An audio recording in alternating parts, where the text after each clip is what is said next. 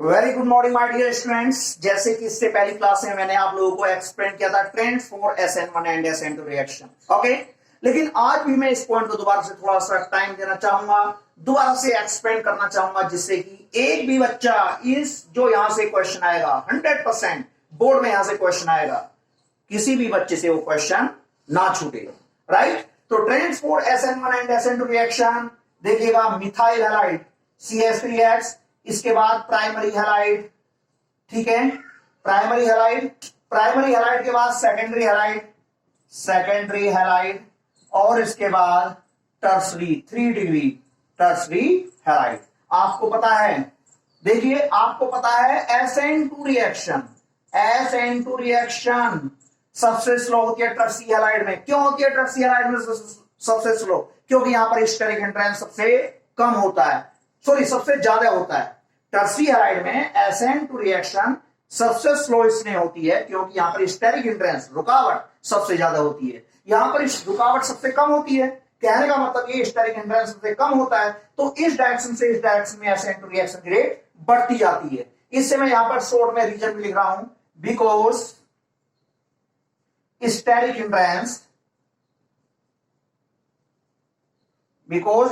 Hindrance decreases, इस direction से इस डायरेक्शन में डिक्रीजेस, ठीक है, decreases,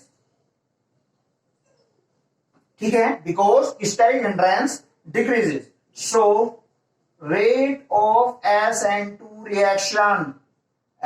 reaction increases, right, increases. अब बात आती है SN1 रिएक्शन की। देखना, SN1 रिएक्शन हमारी 2 स्टेप में होती है, SN2 रिएक्शन सिंगल स्टेप में होती है और SN1 2 स्टेप में होती है। देखना, टर्सरी कार्बोकैटायन जो बनता है इससे, उसकी स्टेबिलिटी सबसे फास्ट होती है, इसलिए टर्सरी हैलाइड में SN1 रिएक्शन सबसे फास्ट होती है। यहां पर कार्बोकैटायन जो बनता है उसकी स्टेबिलिटी सबसे कम होती है, इसे SN1 रिएक्शन मिथाइल हैलाइड में सबसे स्लो होती है। तो आपको यह बात ध्यान रखनी है, SN2 रिएक्शन के लिए हम स्टेरिक हिंड्रेंस देखते हैं, राइट, और SN1 रिएक्शन के लिए स्टेबिलिटी ऑफ कार्बोकैटायन देखते हैं, ठीक है। इस डायरेक्शन से इस डायरेक्शन में SN1 रिएक्शन की रेट बढ़ती जाती है, बिकॉज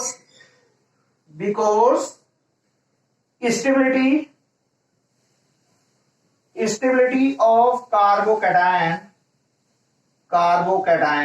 बेटा इस डायरेक्शन से इस डायरेक्शन में stability of carbocation increases,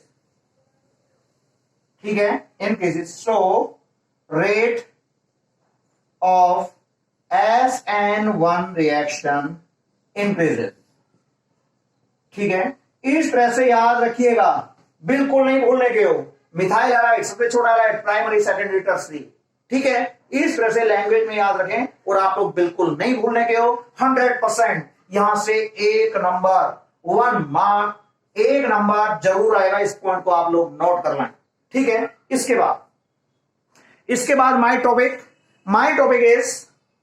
is new topic है stereochemical aspect of nucleophilic substitution reaction. Yes, stereochemical aspect, ठीक है, न्यू टॉपिक स्टीरियोकेमिकल एस्पेक्ट, ठीक है, stereochemical aspect of nucleophilic substitution reaction,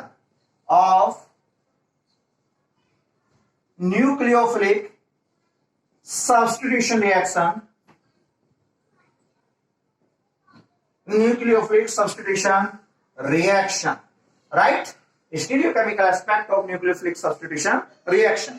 कुछ बेसिक बातें यहां पर मैं लेकर चल रहा हूं। देखना, ये मेरी ऑर्डिनरी लाइट है, यानी कि व्हाइट लाइट है, सन से आने वाली लाइट, ऑर्डिनरी लाइट, ठीक है, या व्हाइट लाइट,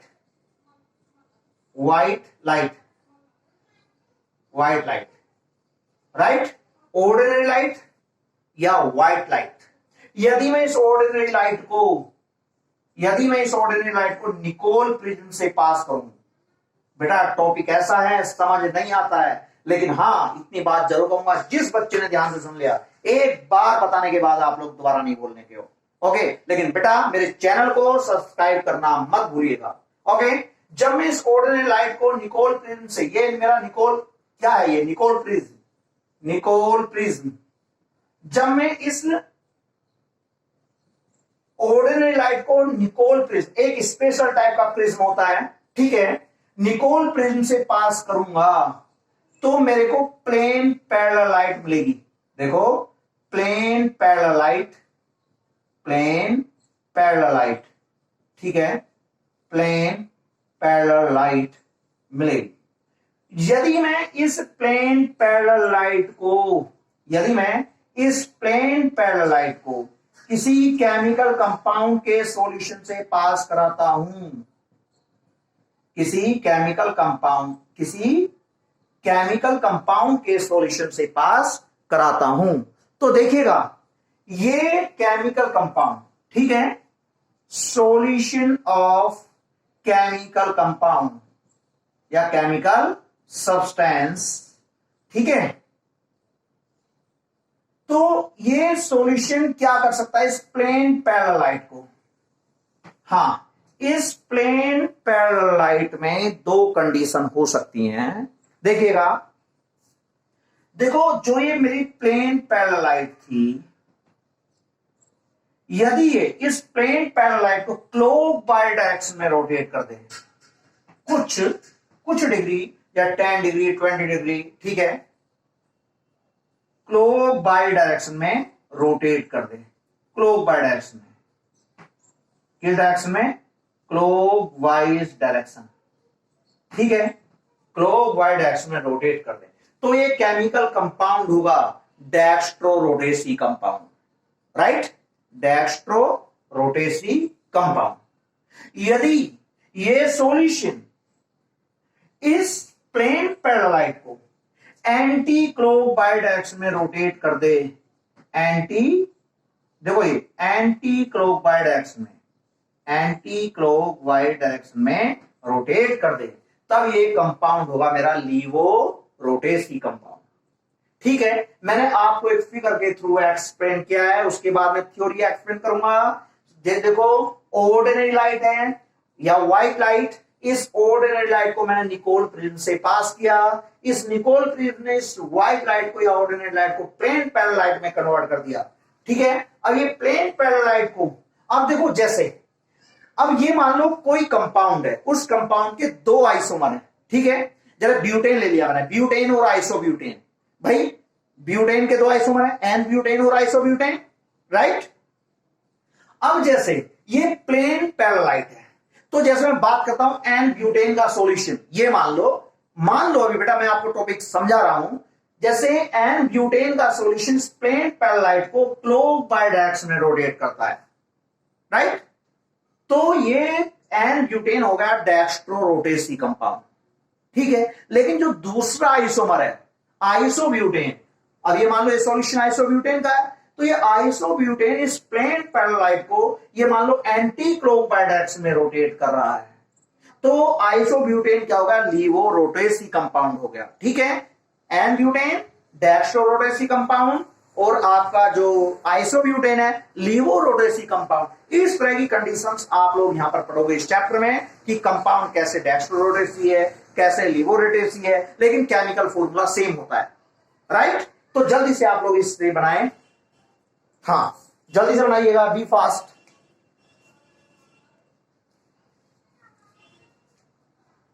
ठीक है, आप लोग यहां पे लिख सकते हो डेक्स्ट्रोरोटेसी, जब क्लॉकवाइज डायरेक्शन में रोटेट करेगा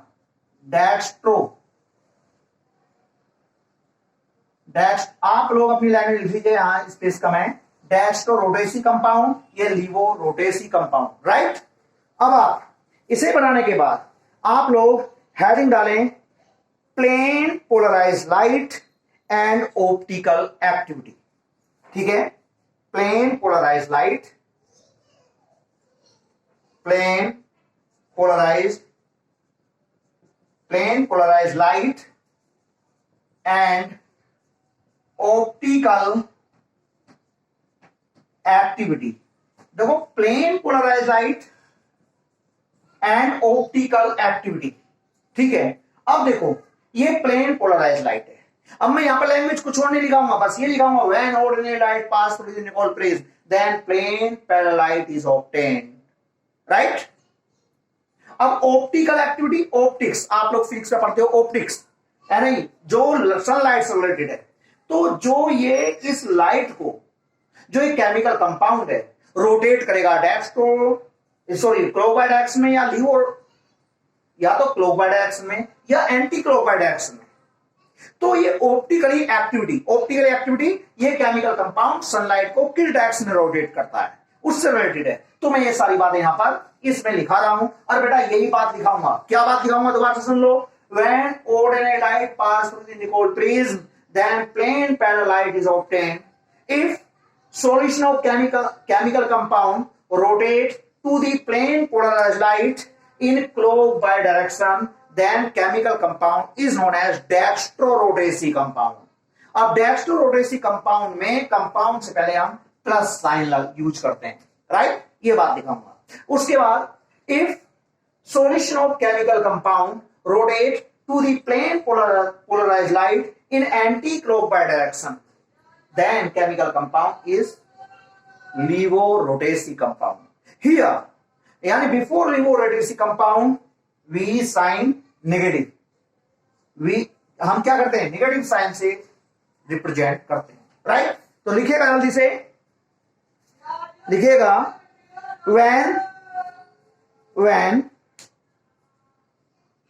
when ordinary light pass through Nicol prism, then plane parallel light is obtained. If solution of chemical compound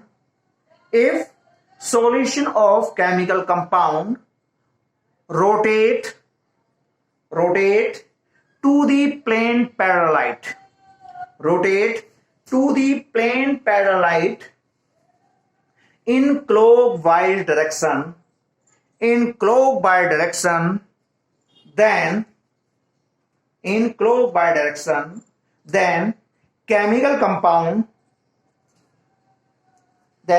compound is known as dextrorotacy compound. or dextrorotacy compound, ठीक है। dextrorotacy compound और D-form, देखो ये, और D-form compound, ठीक है। Full stop लगा लिखिएगा। For dextrorotacy compound,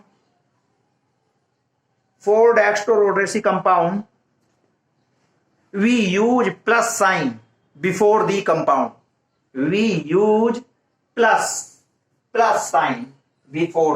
compound. Right. Full stop लगाकर अब न्यू लाइन से लिखिएगा। New line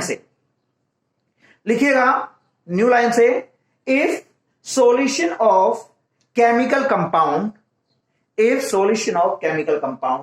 rotate to the plane polarized light in anti-clockwise direction, then chemical compound is known as levo-rotacy compound. Levo, L-A-E-V-O, levo-rotacy compound or L-form compound, ठीक है, और L-form compound। Full stop लगा लिखिएगा। for L-form compound, negative sign is used before the compound. Before the compound. अब देखिए हम लोग अपने आप समझ जाएंगे, यदि कंपाउंड से पहले प्लस लगा हुआ हो डैश टू रोटेसी कंपाउंड है, यदि कंपाउंड से पहले माइनस का साइन लगा हो डिवो रोटेसी कंपाउंड है। इसी पॉइंट पर यहां पर बहुत बड़ी डिस्कशन मेरे और आपके बीच होने वाली है, लेकिन आप लोग ध्यान से इस कॉन्सेप्ट को समझिएगा। थ्योरेटिकली ना रटे अपनी एनसीईआरटी से, प्रैक्टिकली हर एक कॉन्सेप्ट को कैच करने की कोशिश करें। लेकिन स्टूडेंट्स टारगेट एक होना चाहिए, क्या? Full marks in chemistry, right? आज ठान लो कि आपको फुल मार्क्स केमिस्ट्री में अचीव करने हैं, राइट? इसके बाद आप लोग यहां पर अब आप लोग हेडिंग डालो एसआई मैट्रिक कार्बन, ठीक है? Asymmetric carbon, asymmetric carbon, हां एसआई मैट्रिक कार्बन।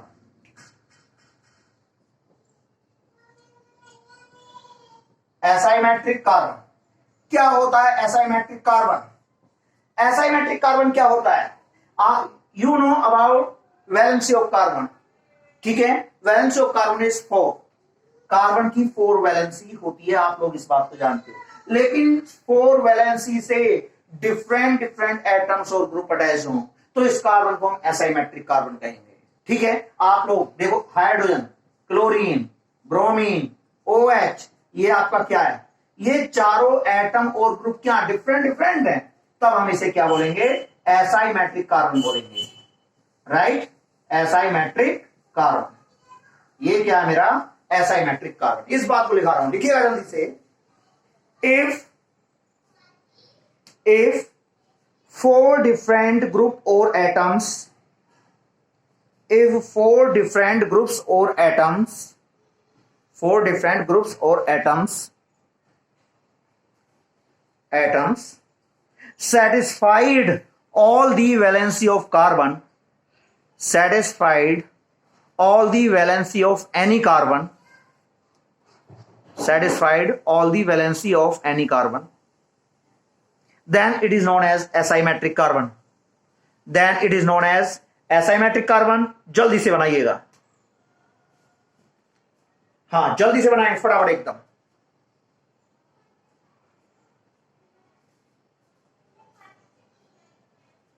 बन गया हो तो इसके बाद अब आप लोग यहां पर लिखेंगे कायरल टी, ठीक है? Chiral T, okay? Chiral T क्या होता है? Chiral T, okay?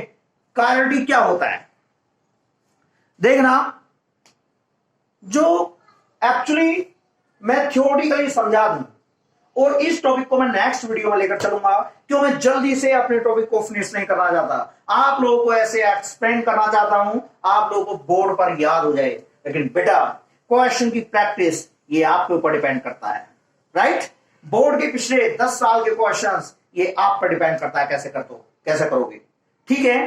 तो डिफरेंट सोर्सेज से नंबर ऑफ क्वेश्चंस को आप सोल्व कीजिएगा और आपको फुल मार्क्स गेन करने हैं। अपने टॉपिक को स्ट्रांगली पढ़िए, कंफ्यूज होने की या डरने की कोई जरूरत नहीं है, ठीक है? Okay class.